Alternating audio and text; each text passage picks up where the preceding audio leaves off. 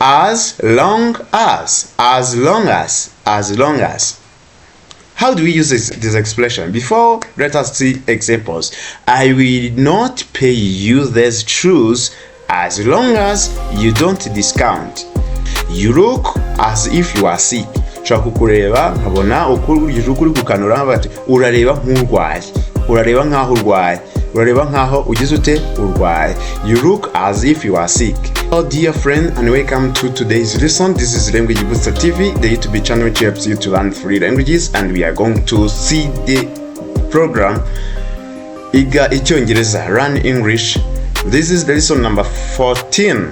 Tugeze ku isomo rya 14. So welcome to today's lesson.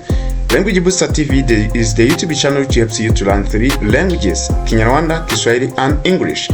Language Booster TV ni muyoboro wa YouTube channel ugufasha kwiga indimi eshatu: Ikinyarwanda, Icyongereza ndetse n'Igiswahili. We are on IGA ICYONGEREZA program. Turi kuri gahunda ya IGA ICYONGEREZA. This is the lesson 14, number 14. Tugeze ku isomo rya 14. You are going to see these words, how to use these words in English and Kinyarwanda. Tugiye kureba ko wakoresha aya magambo mu Kinyarwanda ndetse no mu Cyongereza. These words are as soon as, as soon as, as soon as. The second word is as if. The second word is as if, as if. Other word is as long as. Another word as yes, I've written as long as twice. As long as. Then as fast as. Another word is as well as soon as if, as long as fast as, and as well as. You're going to see this word. Tugiye kureba uburyo aya magambo yakoresha mu nteruro zuzuye kandi ukaba watangira kuyakoresha mu kiganiro ugiye uri kuganira n'abandi mu rurimi rw'Icyongereza. Maybe this word sometimes challenges you. Birashoboka ko amagambo rimwe na rimwe this word challenge you ajya kugora, but right now we are going to see how to use them properly. Tugiye kureba uburyo ki wayakoresha ndetse n'icyo asobanuye mu nteruro. Without taking too much time, I hope you have already subscribed. Ndatekereza wamaze gukora subscribe. You have liked this video. Ndatekereza uri buyikunde. You are going to share this video to your friends. Ndatekereza nawe ujye gusangiza bagenzi bawe ino video kugira ngo nabo bige ano magambo. So I'm your teacher Eric Bunani. Ndi mwalimu wanyu Eric Bunani. I love you so much. That's why I always try to prepare the lesson which is helpful to you. Nyuma ngerageza kubategura isomo mbona ko ari ingenzi kuri mwe. Let us start. How do we use these expressions? Ni gute dukoresha utu duteruro cyangwa se utu tugambo? Yes, utu tugambo ni gute twadukoresha? In this video we are going to learn how to use these words in our conversation. Are you ready? Yes, let's go. Let's go. Right. Let us start with as soon as. As soon as. So this expression is used to talk about two actions, two consecutive actions. One happen after a few minutes of another one, the compression of other one. When one action finishes, another directly follows. Yes, nuvango as soon as tuyikoresha tuvuga ibikorwa bibiri, hari ibikorwa bibiri. Kimwe cyarabaye kikimara kurangira ako kanya n'ikintu gitakiba. Nta mwanya ucamo. Soon ubundi bivuze vuba, kare. Cyakoze mwanya muto cyane. Soon. As soon as mu kanya gato cyane. Igikorwa cyararangiye n'ikintu gitakiba. For example, let us try to see some examples.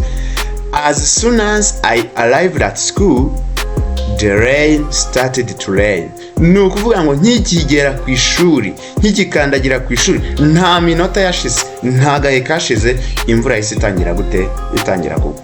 Nkikigera ku ishuri, imvura yahise itangira kugwa. As soon as I arrived at school, the rain started to rain.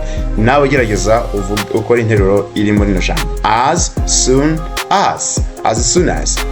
Let us see the second example. You can say, as soon as I arrive at the market, I start to buy. Nkikigera ku isoko, iyo nkigera ku isoko mpita ntangira guhaha, nkigera ku isoko mpita ntangira kugira gute, mpita ntangira guhaha. Nawe tubwira ibikorwa bibiri, kimwe iyo kibaye, iyo kirangiye n'ikindi uhita ukora. Yes, try.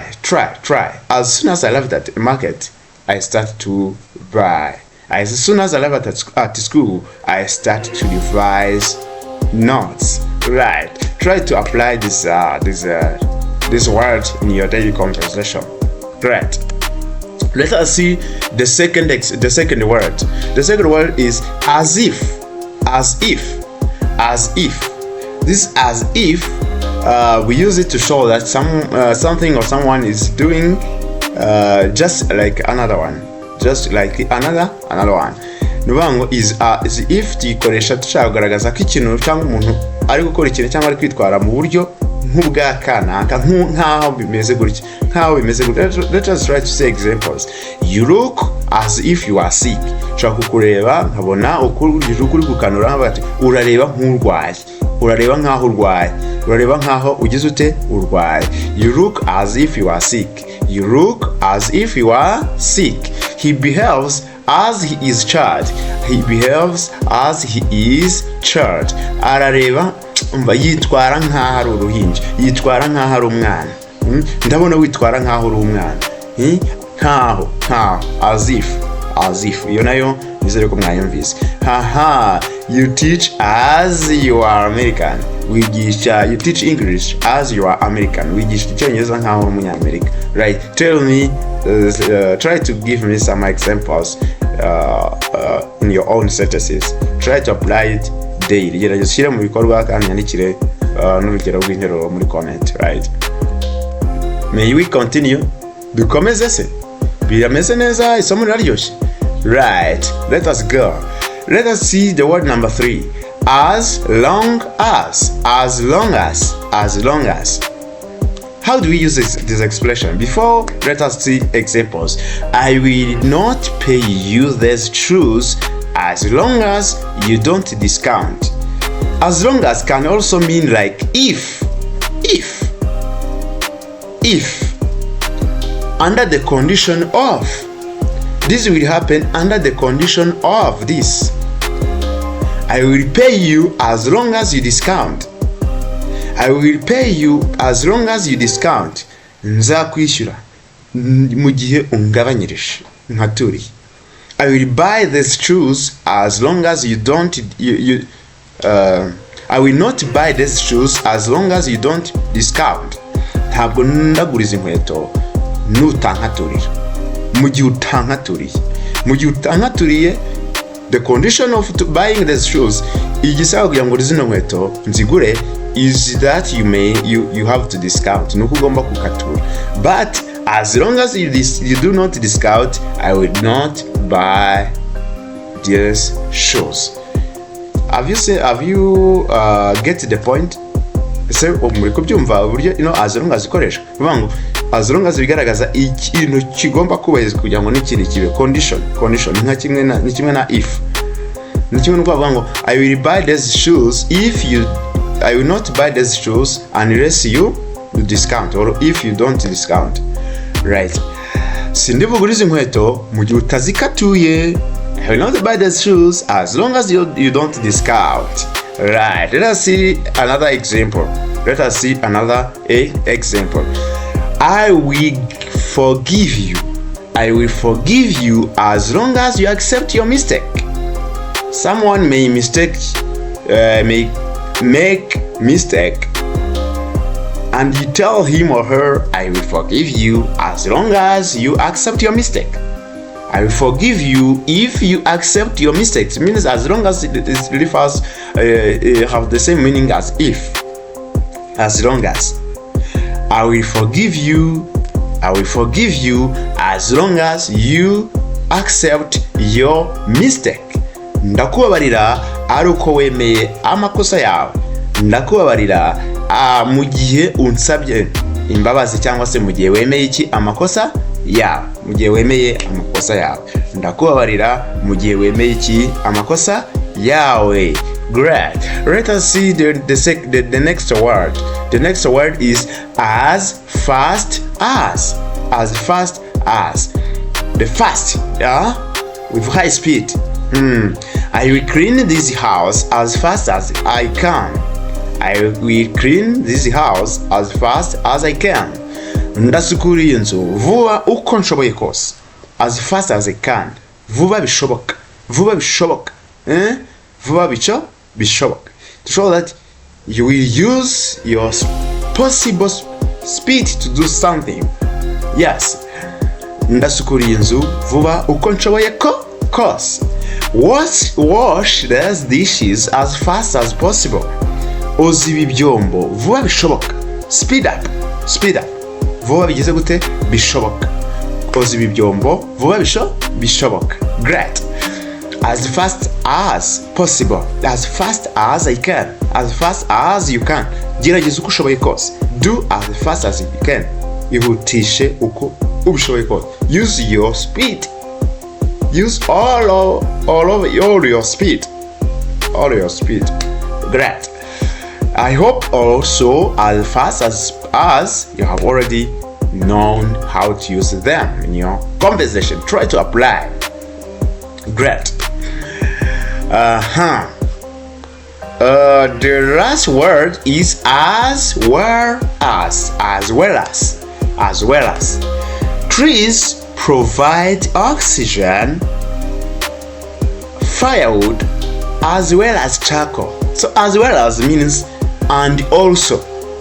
And or also. You are adding something.